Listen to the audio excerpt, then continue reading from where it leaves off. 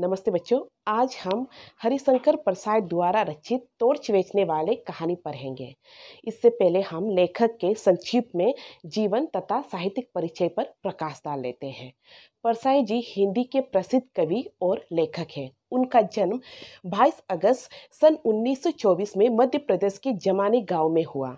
उन्होंने नागपुर विश्वविद्यालय से एमए की डिग्री हासिल की। परसाई जी हिंदी के प्रथम रचनाकार हैं जिन्होंने व्यंग्य को साहित्यिक विधा का दर्जा दिया है। उन्होंने अपने जीवन काल में जंगल विभाग यानी कि फॉरेस्ट डिपार्टमेंट में काम किया, नौकरी किया। उसके बाद वो अध्यापक के रूप में सरकारी स्कूलों में, प्राइवेट स्कूलों में अध्यापन का कार्य किया है। बाद में उन्होंने अपना नौकरी छोड़कर, ठीक है, नौकरी से इस्तीफा देकर स्वतंत्र रूप से लेखन कार्य का आरंभ किया है। वैसे तो उन्होंने 2 दर्जन से ऊपर क्या है पुस्तकें लिखे हैं, किताबें लिखे हैं, किंतु उनके जो प्रमुख कृतियां हैं वो इस प्रकार है। जैसे उसके दिन फिरे, 2 नाक वाले, हंसते हैं रोते हैं, भोलाराम के जीव, जो एक कहानी संग्रह है। तत् की खोज, रानी नागफनी की कहानी, ज्वाला और जल, जो उपन्यास है। तब की बात और थी, भूत के पाँव पीछे, बेईमानी की परत, पगडंडियों का जमाना, जो एक निबंध संग्रह है। परसाई जी ने अपनी रचनाओं में जो समाज में व्याप्त जो विसंगतियाँ होता है, विडंबना होता है, उनका करारा प्रहार किया है। साथ ही उन्होंने लोगों को चिंतन करने का, कर्म करने का क्या है, प्रेरणा प्रदान किया है। अगर हम भाषा शैली की बात करें तो परसाई जी ने अपनी रचनाओं में आम बोलचाल की भाषा का प्रयोग किया है। उन्हें क्या है, शब्दों का अधिक ज्ञान था। कौन सा शब्द कहाँ इस्तेमाल करना है, कहाँ प्रयोग करना है, यह ज्ञान परसाई जी में अधिक देखे जाते हैं। तो आइए इस कहानी का जो संक्षिप्त परिचय है उस पर हम प्रकाश डालते हैं। परसाई जी ने इस कहानी के माध्यम से, यानी कि टॉर्च बेचने वाले कहानी के माध्यम से, समाज में व्याप्त जो अंधविश्वास है, जो रूढ़िवादियाँ है, जो रूढ़ियाँ है, उन पर करारा प्रहार किया है। आस्थाओं का जो बाजारीकरण हो रहा है, धार्मिक जो पाखंडी है, उन सब पर यहाँ प्रहार किया है। जिस प्रकार से आजकल हर जगह हर चीज़ों पे व्यापार चलता है, कोई धर्म के नाम पर व्यापार करते हैं तो कोई आस्थाओं के नाम पर व्यापार करते हैं, ठीक है। तो जो आम इंसान होता है, जो मासूम लोग होते हैं, वो बिना सोचे समझे उन पाखंडों की बातों पर विश्वास करके अंधविश्वास की माया जाल में फंसते जाते हैं, उलझते जाते हैं, और जो अपनी जमा पूंजी होते हैं उन्हें ईश्वर के नाम पर उन लोगों पर सौंप देता है, जबकि वो सौंपे हुए धन ईश्वर तक नहीं पहुंच पाते हैं।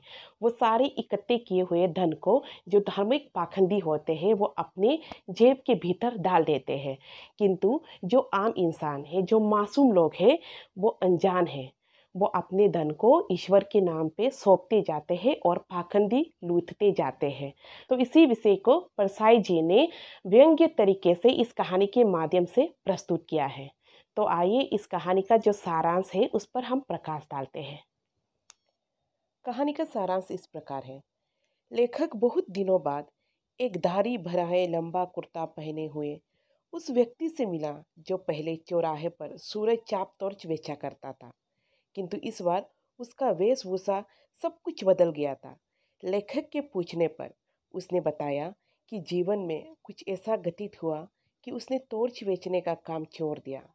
इसके बाद वो लेखक को उस घटना के विषय में बताता है। वो व्यक्ति लेखक को बताता है कि 5 साल पहले वह और उसका दोस्त निराश बैठे थे। उसके सामने एक प्रश्न था, पैसा कैसे पैदा करें। इस सवाल के हल के लिए, अपनी किस्मत आजमाने के लिए अलग अलग दिशाओं में दोनों मित्र निकल पड़े, इस वादे के साथ ही कि 5 साल बाद इसी स्थान पर दोनों पुनः मिलेंगे। उसी समय से दोनों दोस्त एक दूसरे से अलग विचर गए, दोनों अलग अलग दिशाओं में जाने लगे अपने अपने तरीके से पैसे कमाने के लिए। इन 5 सालों में पहला दोस्त टॉर्च बेचने का धंधा करने लगा। उन्होंने अपना टॉर्च का नाम सूरज चाप टॉर्च नाम रखा। वो चौराहे पर या मैदानों में लोगों को इकट्ठा कर लेता था, अंधेरा का डर दिखाकर फिर अपना टॉर्च बेचा करता था। उसकी सारी टॉर्च हाथों हाथ बिक जाते थे। उसका धंधा खूब चल रहा था। वायदे के मुताबिक 5 साल बाद वो निश्चित स्थान पर पहुंचा, परंतु उसका मित्र वहां नहीं मिला। दूसरे दोस्त के न आने पर वो उसे ढूंढने निकल पड़ा। उस शाम उसे एक मैदान में मंच पर सुंदर रेशमी वस्त्रों से सजी एक भव्य पुरुष दिखाई दिया। हजारों लोग श्रद्धा से सिर गुरु गंभीर वाणी में तन्मय होकर उसे सुन रहे थे। वह व्यक्ति प्रवचन दे रहा था और कह रहा था, मैं आज मनुष्य को घने अंधकार में देख रहा हूँ। आज आत्मा में भी अंधकार है। मनुष्य की आत्मा भय पीड़ा से त्रस्त है। आज मनुष्य इस अंधकार से घबरा रहा है। धरो मत, जहाँ अंधकार है वही प्रकाश है। प्रकाश को बाहर नहीं, अंधार में खोजो। इस प्रकार से वो प्रवचन देते हुए लोगों को पहले डराते हैं, फिर तुरंत उसे अपनी साधना मंदिर में बुलाकर अंतर ज्योति जलाने का आह्वान करते हैं। लोग तन्मय होकर उस संत की बातें सुन रहे थे, पर जो पहला दोष है उसकी हंसी छूट नहीं रही थी। कुछ देर बाद भव्य पुरुष मंच से उतरकर कार में बैठने जा रहा था। उसने तो उस भव्य पुरुष को नहीं पहचाना, पर भव्य पुरुष ने उसे पहचान कर कार में बिठा लिया। वो संत की वेशभूषा में उसी का ही दोस्त था जो 5 साल पहले बिछड़ गया था। बंगले के वैभव को देखकर वो हैरान हो गया था। फिर दोनों मित्रों में खुलकर बातचीत हुई। उसने अपने मित्र से पूछा कि उसने इतनी दौलत कैसे पाई, क्या वो भी मेरे तरह टॉर्च बेचता है। फिर वो कहता है कि हम दोनों का प्रवचन एक जैसा ही है। वह भी लोगों को अंधेरा का डर दिखाकर टॉर्च बेचता है तथा संत बनकर मित्र भी लोगों को डर दिखाकर टॉर्च बेचता है। दोनों ही मित्र लोगों के जीवन में प्रकाश लाने का वादा करते हैं, पर दूसरे मित्र की टॉर्च किसी कंपनी की बनाई हुई नहीं। वह बहुत सूक्ष्म है, मगर उसकी कीमत बहुत अधिक मिल जाती है। मित्र का सारा रहस्य समझ में आ गया। पहला मित्र संत के साथ 2 दिन तक रहा। अब उसने निर्णय लिया कि नया धंधा शुरू करूंगा। वो टॉर्च की पेटी नदी में फेंक देता है, धारी भराकर लंबा कुर्ता पहन लेता है। वह लेखक को बताता है कि पहले वह लोगों को बाहर ही अंधकार से डराता है, फिर लोगों को आत्मा के प्रकाश फैलाने की बात कहकर उन्हें आसानी से ढक लेता है। इस प्रकार दोनों मित्र इस ठगी के धंधे में अंधेरे को दूर करने की बात करते हैं। बस फर्क सिर्फ बाहर के अंधेरे और अंदर के अंधेरे का ही है।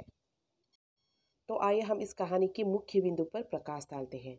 इसे हम इस बात की विशेषताएं भी कह सकते हैं। तो मुख्य बिंदु इस प्रकार है। यह एक व्यंग्यात्मक रचना है। समाज में फैले अंधविश्वास से बचने का संदेश दिया है।